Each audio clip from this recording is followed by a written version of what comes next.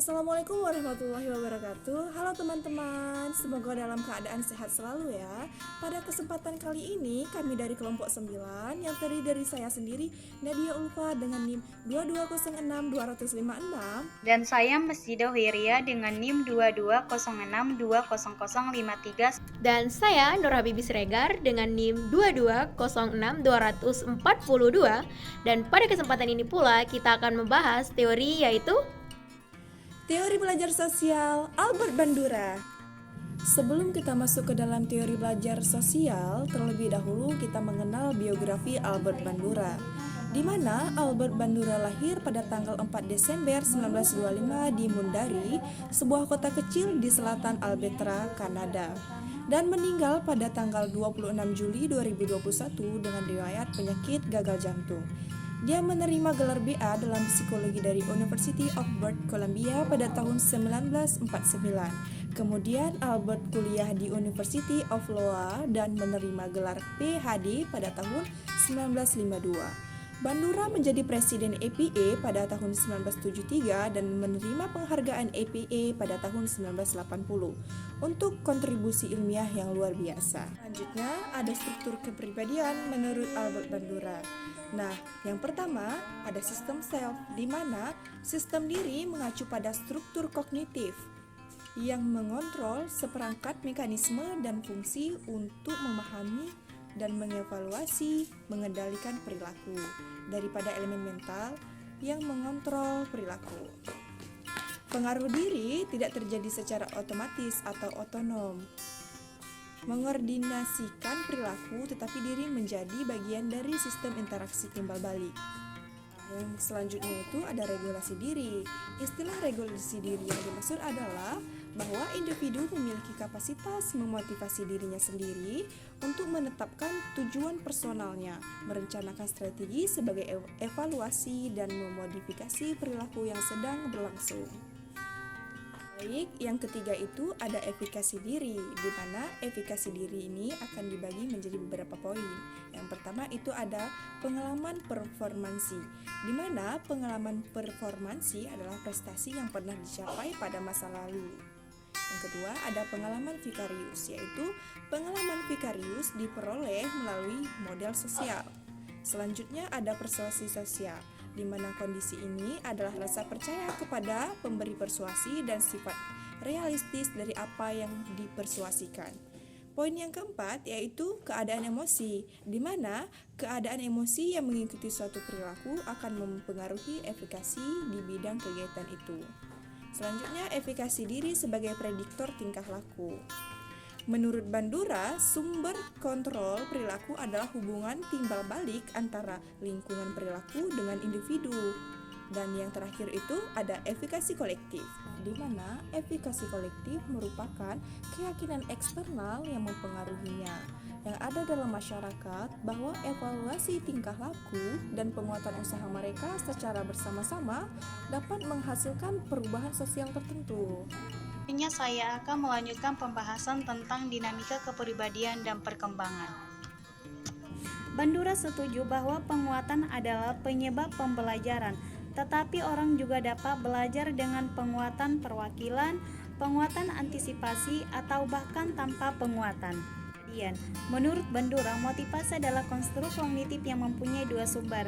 Pertama, gambaran hasil pada masa yang akan datang. Dua, harapan keberhasilan didasarkan pada pengalaman menetapkan dan mencapai tujuan. Pengembangan kepribadian. 1. Belajar melalui observasi. Menurut Bandura, kebanyakan belajar terjadi tanpa reinforcement yang nyata. Dalam penelitiannya, ternyata orang dapat mempelajari respon baru dengan melihat respon orang lain.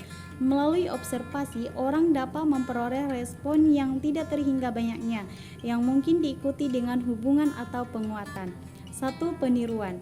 Inti dari belajar melalui observasi adalah modeling.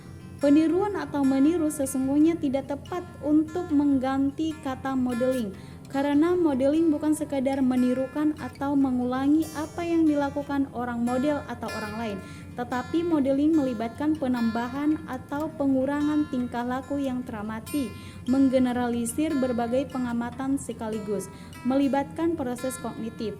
2. Modeling tingkah laku baru. Pemodelan memungkinkan orang memperoleh perilaku baru. Hal ini dimungkinkan oleh kemampuan kognitif. Kemampuan kognitif simbolik ini memungkinkan orang untuk menerjemahkan apa yang mereka pelajari dan amati dalam situasi yang berbeda ke dalam pola perilaku baru. 2. Modeling mengubah tingkah laku lama. Di samping dampak mempelajari tingkah laku baru, modeling mempunyai 2 macam dampak terhadap tingkah laku. Pertama, tingkah laku model yang diterima secara sosial dapat memperkuat respon yang sudah dimiliki pengamat. Kedua, tingkah laku model yang tidak diterima secara sosial dapat memperkuat atau memperlemah pengamat untuk melakukan tingkah laku yang tidak diterima secara sosial, tergantung apakah tingkah laku model itu diganjar atau dihukum. Modeling simbolik. Dewasa ini sebagian besar modeling tingkah laku berbentuk simbolik. Film dan televisi menyajikan contoh tingkah laku yang tak terhitung yang mungkin mempengaruhi pengamatnya. Sajian itu berpotensi sebagian sumber model tingkah laku. 2. Modeling conditioning. Modeling dapat digabung dengan conditioning klasik menjadi conditioning klasik vicarious. Pesan anak. 3. Faktor-faktor penting dalam belajar melalui observasi. 1. Perhatian. 2. Representasi. 3. Peniruan tingkah laku model atau tingkah laku orang lain. Keempat, motivasi penguatan. 4. Dampak belajar.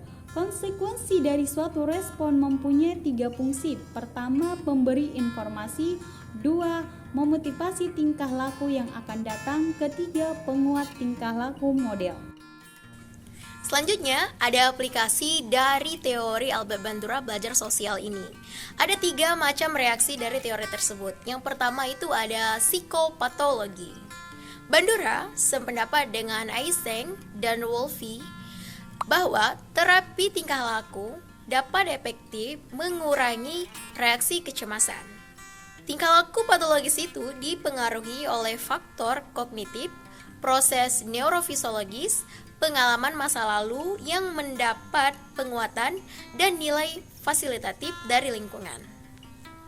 Nah, psikopatologi ini sendiri terbagi menjadi 3 macam reaksi. Yang pertama ada reaksi depresi.